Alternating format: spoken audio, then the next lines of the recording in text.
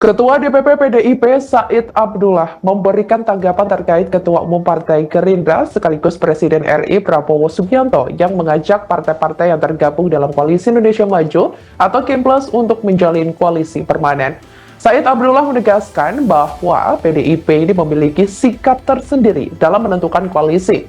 Meskipun demikian, Said mengaku bahwa PDIP dan Gerindra ini memiliki orientasi yang sama, yakni terkait kerakyatan.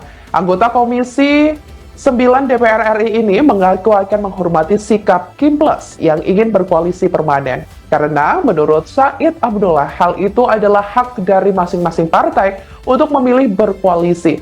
Said juga merasa tak memiliki hak untuk mengomentari apa yang menjadi kedaulatan dan otonomi partai lain. Sebelumnya diberitakan, Download Tribun X sekarang, menghadirkan lokal menjadi Indonesia.